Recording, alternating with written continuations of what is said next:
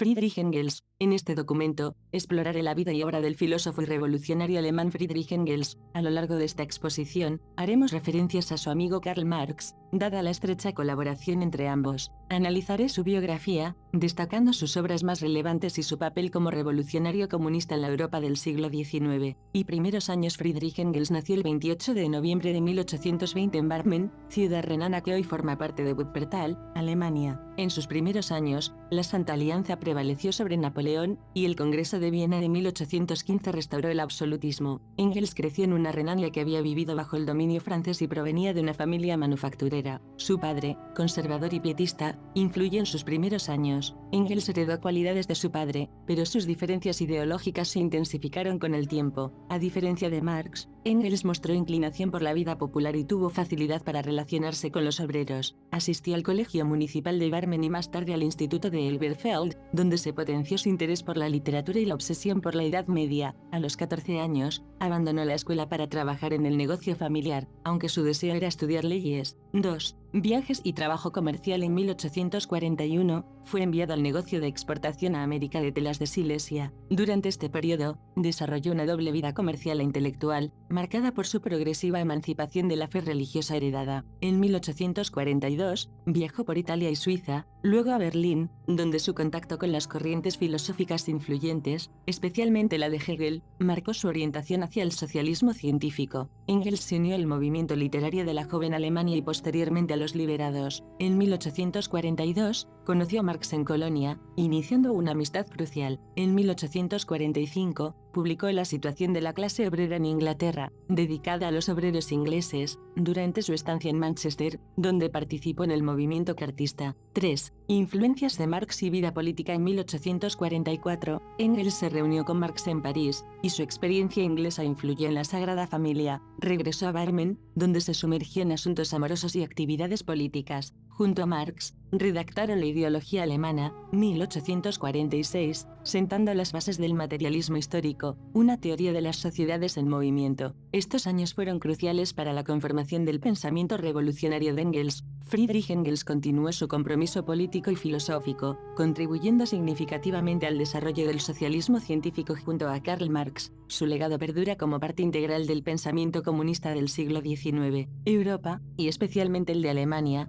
de la validez de sus ideas. En 1845-46, lo esencial del comunismo según lo entendían estaba establecido. El comunismo se inscribía en el movimiento real de la historia. La ideología alemana contenía, por lo tanto, una llamada a la lucha para la transformación del mundo. Engels se consagró entonces a la tarea revolucionaria y se manifestó en 1846-47 como dirigente político y animador de organizaciones revolucionarias. Desde principios del año 1846, Engels intentó agrupar y unificar las fuerzas revolucionarias. En 1845, durante su viaje a Inglaterra, participó en la creación de la Organización Internacional Fraternal Democrats. Su preocupación en ese momento era la organización de la construcción de un partido obrero internacional. Mediante esta polémica, Engels avanzó en la vía que consideraron como la del socialismo científico. Esta iniciativa de crear una organización comunista internacional condujo al manifiesto del Partido Comunista. Engels sostenía una lucha difícil en París para alejar a los obreros alemanes de los sortilegios del utopismo. Esto lo llevó, en octubre de 1846, a definir las intenciones de los comunistas. 1. Hacer triunfar los intereses de los proletarios opuestos a los de los burgueses. 2. Alcanzar esto mediante la abolición de la propiedad privada y su reemplazamiento por la comunidad de bienes. 3. No reconocer, para realizar estos propósitos, ningún otro medio que no sea la revolución democrática violenta. La expresión comunidad de bienes fue posteriormente reemplazada por la de la socialización de los medios de producción. Para Engels, el comunismo no podía concebirse separado del movimiento obrero. En el primer congreso en Londres en junio de 1847, Engels representó a Marx. En él, la Liga de los Justos pasó a ser la Liga de los Comunistas. Engels redactó los principios del comunismo, más conocido con el nombre de Catecismo Comunista. El texto se presentaba como un catecismo compuesto de 25 preguntas. En el segundo congreso de la Liga de los Comunistas de noviembre-diciembre de 1847 en Londres, se decidió, a propuesta de Engels, publicar en lugar de una profesión de fe, un manifiesto del Partido Comunista en nombre del Congreso. Marx recibió la orden de redactarlo, utilizando los principios del comunismo de Engels para ello. revolucionario. El manifiesto quedó como un pequeño folleto de 23 páginas en el que los últimos puntos estaban consagrados a la crítica de todas las corrientes contemporáneas, contra las que Marx y Engels habían llevado una lucha cada vez más clara: socialismo reaccionario, socialismo conservador o burgués, socialismo y comunismo crítico utópicos. El manifiesto fue redactado en Bruselas en el momento en que maduraba la crisis revolucionaria. Europa entera había sido sacudida por la crisis económica, financiera e industrial de 1847. El manifiesto no tuvo influencia inmediata sobre los acontecimientos, pero las condiciones históricas eran tales que explicaban a la vez la aparición del manifiesto y las revoluciones europeas de 1848. Engels participó en los acontecimientos de 1848. Llegó a París en marzo de 1848, después de haberse quedado en Bruselas hasta entonces para poner un poco de orden en los asuntos personales de Marx y, sobre todo, para tomar parte en la campaña de protesta provocada por la detención y expulsión de su amigo. Con Engels y otros comunistas o demócratas, se emprendió una campaña de agitación. Pocos días después, en una pradera de Boringen-sur-le-Rhin, los redactores de la Nueva Gaceta Renana y la Asociación Obrera de Colonia organizaron una gran reunión. La asamblea aprobó las iniciativas del Comité de Salud Pública de Colonia y se pronunció, a instancias de Engels, por la República Roja, social y democrática. El estado de sitio fue proclamado, la milicia popular desarmada y la Nueva Gaceta Renana suspendida por tiempo indefinido. Fueron lanzadas órdenes de detención contra algunos de sus redactores. Engels abandonó secretamente Colonia y marchó a Bremen para destruir los papeles comprometedores que había dejado allí. Consiguió llegar a Bélgica, donde a su llegada a la capital fue detenido y conducido a la fuerza a la frontera francesa. En octubre del mismo año se encontraba ya en París. Poco después inició un viaje a pie a Suiza, desde donde elaboró todo un plan de insurrección generalizada que tenía como primer objetivo la toma de Frankfurt. Se señalaron motines en los centros industriales de la cuenca del Ruhr, en Solingen, en Elbertsfeld, en Hagen. Engels llegó en mayo a Elbertsfeld. Pocos días después, los demócratas que tenían miedo de la República Roja decidieron la expulsión de Engels, quien regresó a Colonia. Una tras otra, las ciudades obreras cayeron ante los prusianos. Estas derrotas precipitaron el fin de la Nueva Gaceta Renana. Engels se dirigió entonces, a toda prisa, hacia las regiones donde el combate aún podía continuarse. Volvió a Kaiserslautern, donde acabó arrestado por esas mismas autoridades democráticas y encarcelado. Ante las protestas, fue liberado al cabo de 24 horas. Engels tomó parte en varios combates y fue encarcelado de nuevo en la prisión de Bebey. Una vez liberado, se dirigió a Ginebra. Redactó entonces La Compañía Institucional en Alemania, que fue publicada en 1850. En París, se estaba en plena contrarrevolución. Siguiendo los consejos de su amigo, abandonó Suiza, llegó a Italia y se embarcó en Génova para llegar a Londres en noviembre de 1849. De la experiencia de 1848, Engels dedujo algunas conclusiones. La idea dominante era que el proletariado debía constituirse en fuerza política independiente, con una organización autónoma, secreta y pública. Hacia la segunda mitad del año 1850, Engels dejó de creer en la inminencia de la revolución. Era el final de un periodo que para Engels había estado dominado por la actividad política. El 15 de noviembre de 1850, abandonó Londres para entrar como empleado en el negocio de su padre, la firma Ehrman y Engels de Manchester. Escribió desde allí La Campaña Constitucional en Alemania y un estudio sobre la guerra campesina. El New York Tribune publicó entre octubre de 1851 y diciembre de 1852 20 artículos conocidos con el título de Revolución y Contrarrevolución en Alemania. Actualmente se sabe que estos artículos, aunque fueron firmados por Marx, en realidad habían sido redactados por Engels, pero estos textos no fueron demasiado conocidos por sus contemporáneos y eran un esbozo de sociología marxista concreta. A partir de entonces, Engels concedió gran importancia al problema de las relaciones entre la clase obrera y el campesinado. En el verano de 1850, consagró un estudio a la guerra de los campesinos en la Alemania del siglo XVI. Cuando Engels se instaló con Marx en Inglaterra, la reacción triunfaba descaradamente en el continente. En todas partes, las organizaciones revolucionarias fueron destruidas y un gran número de militantes encarcelados. Engels regularmente ayudaba a Marx en su trabajo de periodista, redactando parcial o totalmente los artículos, reuniendo los documentos y especializándose en papeles militares. Este trabajo de periodista aportó nuevas dimensiones a la reflexión de ambos, pues tuvieron que seguir muy cerca la actualidad política y económica. Por otro lado, aunque Marx Marx fue el único redactor de El Capital, la aportación de Engels fue decisiva, le ayudó financieramente y le presionaba constantemente, respondía a todas las preguntas que Marx le hacía, sin ninguna tardanza y con la mayor precisión,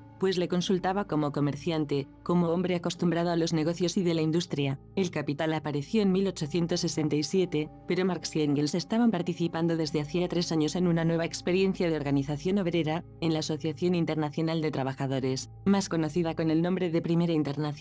Engels abandonó Manchester en septiembre de 1870 para instalarse a 10 minutos del domicilio de Marx en Londres. El propio Marx consiguió que nuestro protagonista fuese cooptado al Consejo General de la EIT. La crisis que sacudió el régimen imperial francés, la Comuna de 1871, fue seguida desde Londres por Engels. Una vez aplastada la insurrección parisiense, Engels se consagró a 2 tareas. La primera era de orden práctico, ayudar a los vencidos, salvar a los supervivientes. La segunda tarea era de orden teórico, extraer por encima de las vicisitudes, los errores, las rivalidades personales, los incidentes, las frases, aquello que constituía para él la significación profunda de la Comuna. Desde que Engels llegó a Londres y formó parte del Consejo, las relaciones se volvieron más tensas con su amigo. Finalmente habría una ruptura de naturaleza política. Desde hacía varios años, Engels se inquietaba ante la difusión que en Alemania tenían las ideas de Karl Eugen Düring, profesor ciego de la Universidad de Berlín, quien actualmente solo es conocido a través del anti-Düring de Engels. Este denunciaba a Hegel y rompía con la dialéctica. Era preciso reaccionar y Engels se encargó de llevar a cabo esta tarea. A su concepción del mundo, calificada como idealista, oponía la concepción del mundo de los marxistas. Emprendió entre 1878 y 1883 la redacción de una obra sobre la dialéctica de la naturaleza, que no fue acabada y cuyos materiales no fueron publicados hasta 1925. A la muerte de Marx, Engels continuó su obra. Quiso consagrarse a la edición de los 3 libros de El Capital, dejados en estado de manuscrito. Enfermo, tuvo que interrumpir este trabajo durante 6 meses. Una vez restablecido, copió por la noche los manuscritos de Marx. Después, tras una recaída, se decidió a emplear un secretario, al que, acostado sobre un diván, le dictaba. El segundo libro de El Capital apareció en 1885, el tercero en 1894 y el cuarto en 1905, a título póstumo este último. Supervisaba las traducciones de las obras de Marx y redactaba para las reediciones los prefacios. En 1884, Engels publicó El origen de la familia, de la propiedad privada y del Estado. Por primera vez, abordó el problema del Estado de forma tan sistemática y, sobre todo, desde un punto de vista histórico. En 1888 reunió bajo el título de Ludwig Feuerbach y el fin de la filosofía clásica alemana una serie de artículos aparecidos 2 años antes en la revista Neue Zeit. Aunque Engels intervenía con firmeza, a veces hasta con dureza, siempre lo hacía con una extrema modestia. Durante toda su vida no se consideró más que el segundo violín, y el hecho de tener un primer violín tan excelente como Marx, le hacía feliz. En aquel momento tenía que ocupar el lugar de Marx en el dominio de la teoría, convertirse en el primer violín. En 1888, Engels marchó a los Estados Unidos, a Boston. Hasta su muerte, siguió el desarrollo del movimiento obrero que, en este inmenso y joven país, le preocupaba y le apasionaba. Su deseo era ver nacer un partido obrero independiente, ligado a las luchas de los trabajadores ingleses. El fin pareció alcanzarse, en enero de 1893, con la creación del Partido Independiente del Trabajo, en Brandford, con Kirchner. En Alemania, tras la caída de Bismarck, en el otoño del año 1890, las leyes de excepción antisocialista fueron derogadas, la cuestión de un generales, permitiendo así una extensión de la capacidad productiva. Es fundamental el carácter empírico de la obra, publicada en 1845. En ella se aplica el método materialista al estudio de la historia. Las relaciones entre los partidos políticos se explican en función de su pertenencia a una clase concreta. La alianza interesada de la burguesía y la pequeña burguesía radical con el proletariado, la utilización del proletariado para lanzarla a la lucha y su posterior abandono, son elementos presentes ya en Engels. En esta obra se aprecia una concepción teórica del comunismo poco desarrollada con respecto a la teoría marxista posterior. En ella se desarrolló, por primera vez, de un modo práctico, el análisis materialista aplicado al estudio de la sociedad, del materialismo histórico. Se caracteriza por utilizar, por primera vez, un modo sistemático. En ella se concreta en el concepto de proletariado, como clase que se constituye a partir de la extensión de la industria moderna, y que se define por no poseer nada más que su fuerza de trabajo, que tiene que ser vendida a los propietarios de los medios de subsistencia, a la burguesía. La clase dominante, la burguesía, es definida como la propietaria del obrero, que mantiene esa posición gracias a la competencia existente entre los obreros, que dificulta su unión y a que posee también el poder del Estado. Por último, en ella se realiza la crítica al socialismo inglés de Owen, al que acusa de situarse por encima de la realidad social, de no percibir el elemento revolucionario de la disolución del orden social, de desechar cualquier vía que no sea la persuasión pública. 3. La Sagrada Familia, obra conjunta de Marx y Engels, publicada entre 1844 y 1845. En ella se lleva a cabo la definición de la misión histórica del proletariado, destinada a superar la antinomia entre la propiedad privada y la desposesión representada por el propio proletariado. Aparece también en ella la consideración de la filosofía práctica, de la acción material que se basa en la necesidad de modificar las condiciones materiales en el pensamiento, de la unidad de pensamiento y acción. Hay además una ambigüedad en esta conceptualización del proletariado y su misión histórica, entre el determinismo y la acción consciente. El proletariado, además, es definido como un sujeto activo y consciente. La defensa del materialismo sobre los críticos se presenta como necesidad de acción material para modificar las circunstancias del individuo y convertirlas en humanas, en sociales. En lo que respecta a la teoría del Estado, la dependencia de Estado con respecto a la sociedad, que es su presupuesto, la limitación de la emancipación política y su carácter positivo con respecto al mundo feudal. 4. La ideología alemana, publicada por Marx y Engels entre 1845 y 1846, su tema predominante es la crítica del idealismo y la defensa de la necesidad de estudiar las condiciones materiales. Aparecen claramente definidas aquí las ideas claves en el marxismo, como el materialismo histórico, la filosofía práctica, el socialismo científico, las clases sociales, y otras que giran alrededor de estas. En ellas de destacar la concepción materialista de la historia, que aparece elaborada con referencia a la metodología de investigación científica, y que establece como premisa el análisis de las relaciones entre las condiciones materiales y los aspectos políticos e ideológicos. También aparece la contraposición entre sociedad burguesa y sociedad comunista, que se establece partiendo del progreso que significa la sociedad burguesa en la historia, al ampliar el campo de acción de los individuos a lo nacional, a nivel político, y a lo universal a nivel económico. Al mismo tiempo, la sociedad burguesa produce el desarrollo de las fuerzas productivas que va a permitir la superación de este tipo de sociedad, basada en la propiedad privada y la división del trabajo, elementos que entran ahora en contradicción con ese desarrollo de las fuerzas productivas. La situación de la historia previa al comunismo se define como el reino de la necesidad, de lo natural, de lo inconsciente. 5. Manifiesto del Partido Comunista. En el manifiesto, publicado en 1848, se establece la simplificación de las condiciones de clase. En el manifiesto encontramos las claves del materialismo histórico, que consisten sencillamente en concebir la historia, no como destino, como fatalidad sufrida por los hombres, sino como tarea a realizar por ellos. Marx habla del materialismo como del conjunto de condiciones en que los hombres desarrollan su vida, en que producen, intercambian, se comunican. Estas condiciones, como el hombre mismo, cambian con la historia. El hombre no tiene una naturaleza fija, sino que se crea a sí mismo en el desarrollo histórico. Pero si bien el desarrollo histórico que parte de la auténtica condición del hombre como ligada a la tierra, como habitante de un territorio, pero como creador también de ese territorio en cuanto lo transforma, transformándose, a la vez, a sí mismo, como creador igualmente de distintas formas de convivencia, de sociedad, de objetos artísticos e intelectuales. En el manifiesto se plantea el comunismo como la opción natural del proletariado, como la que viene determinada por su necesidad de vivir como persona humana, lo que le obliga a salir de su situación como clase y, con ello, a negar las clases, a fundar una sociedad sin clases, el comunismo. 6. Últimas obras en contribución al problema de la vivienda, 1872 a 73. Engels observará cómo en Alemania, desde 1848, la monarquía absoluta se había ido descomponiendo lentamente para dar lugar a un régimen al estilo bonapartista. Después de afirmar nuevamente que en Alemania existe una burguesía relativamente joven y notablemente cobarde, y tras afirmar que el Estado no es independiente de la sociedad, sino que es un producto de la base social de la que se ha originado. Otras obras de este periodo final de su vida son El papel del trabajo en la transformación del mono en hombre, 1876, La revolución de la ciencia de Düring, Anti-Düring, 1878, Del social en el ocaso de su vida. Friedrich Engels emerge como un titán intelectual que, junto a su compañero de luchas Karl Marx, esculpió los cimientos de un pensamiento revolucionario. Como una figura cinematográfica envuelta en la bruma de la historia, Engels se erige como el coautor apasionado de un guión que desafió las convenciones sociales de su tiempo. Su pluma, convertida en espada, traza una epopeya donde la lucha de clases y el clamor proletario resuenan como una partitura de rebeldía. Desde las páginas de sus obras hasta las trincheras ideológicas, Engels desafió las cadenas de la opresión, dando voz al proletariado en su búsqueda de una utopía sin clases. Con el telón descendiendo sobre su vida, Engels se yergue como el coprotagonista en la epopeya marxista, un rebelde cerebral que desafió el statu quo y escribió su propio destino en las páginas de la historia. Su legado persiste, una llama ardiente que ilumina el camino de aquellos que anhelan la emancipación y la igualdad. La biografía de Engels es una película épica, un viaje de lucha y convicción que resuena a través de las edades, recordándonos que, a veces, la pluma es más afilada que la espada y que las ideas, una vez plantadas, pueden florecer en revoluciones.